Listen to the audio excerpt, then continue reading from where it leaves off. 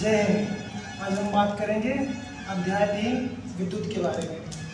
विद्युत वाले चैप्टर में हम डिस्कस करेंगे सबसे पहले विद्युत धारा के बारे में। विद्युत धारा क्या होता है? एकांक समय में प्रवाहित विद्युत आवेश की मात्रा। विद्युत आवेश की मात्रा को ही हम क्या बोलते हैं? विद्युत धारा।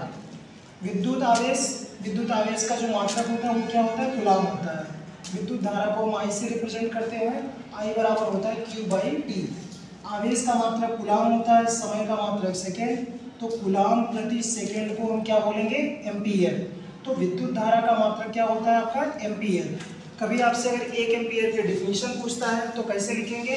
यदि किसी परिपथ में 1 सेकेंड में 1 कूलाम आवेश प्रवाहित हो तो उसमें विद्युत धारा का मान 1 एम्पीयर होगा।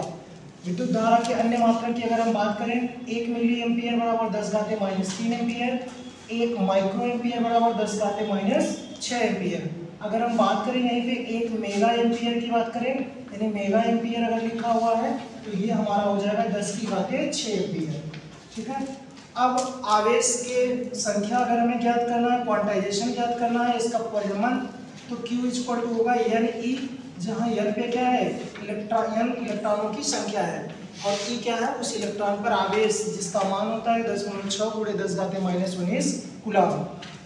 जितने ज़्यादा इलेक्ट्रॉन प्रवाहित होंगे किसी चालक से उतना ही करंट का मान होगा। कहने का मतलब कि अगर आवेश का मान ज़्यादा होगा तो उसमें करंट का फ्लो भी क्या होगा? ज़्यादा होगा। विद्युत धारा से संबंधित कुछ और बातें। विद्युत धारा में परिमाण एवं दिशा दोनों होता है। दोनों होने के बाद भी यह क्या है? एक अदिश राशि है। हम लोगों ने डिफिनेशन पढ़ा है अदिश राशि की कि ऐसी भौतिक राशि जिसमें केवल परिमाण हो, दिशा ना हो, उसे अदिश बोलते हैं। जबकि विद्युत धारा में परिमाण और दिशा दोनों होता है, इसके बाद भी ये अदिश राशि है। इसका रीजन ये है कि यह सदिशों के योग का जो समांतर चतुर्भुज नियम होता है उसका पालन नहीं करती है, जिसके कारण विद्युत धारा क्या है? एक अदिश राशि है।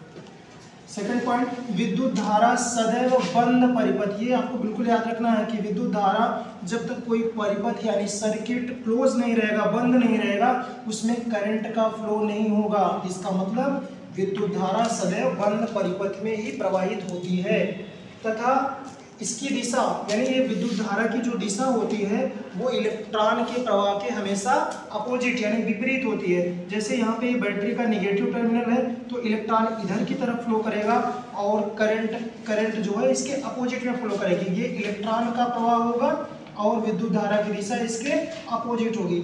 अगर आपसे पूछता है कि विद्युत धारा की दिशा कैसे होती है तो हमेशा इलेक्ट्रॉन के प्रवाह के विपरीत होती है।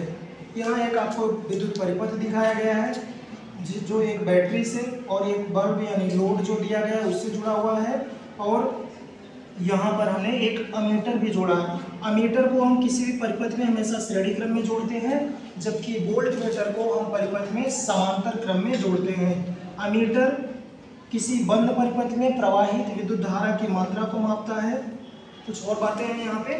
धातुओं या चालक तारों में जो भी चालक तार होंगे वो आपके धातु के बने होंगे, चाहे धातु पूछे या चालक तार पूछे, उसमें विद्युत का जो प्रवाह होता है वो मुक्त इलेक्ट्रॉन के कारण होता है। यानी फ्री इलेक्ट्रॉन जिस धातु में जितने ज़्यादा होंगे उसमें करंट का प्रवाह उतना ही ज़्यादा होगा।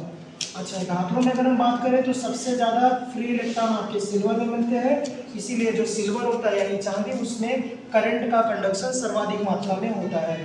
अगर कोई विद्युत अपघट्य हो, विद्युत अपघट्य का मतलब जैसे हम सोडियम क्लोराइड की बात कर लें यानी जो आयनाइज हो जाए, किसी अम्ल की बात कर लें, किसी क्षार की बात करें, यानी जिनका जलीय विलयन क्या वो आयनाइज हो जाए यानी वो आयन में टूट जाए, प्लस माइनस में टूट जाए, तो विद्युत अपघट्यों में जो विद्युत का प्रवाह होता है वो मुक्त आयनों के द्वारा होता है। ये याद रखना आपको। धातुओं में कैसे होता है? मुक्त इलेक्ट्रॉन के कारण, और विद्युत अपघट्यों में मुक्त आयनों के कारण। Thank you.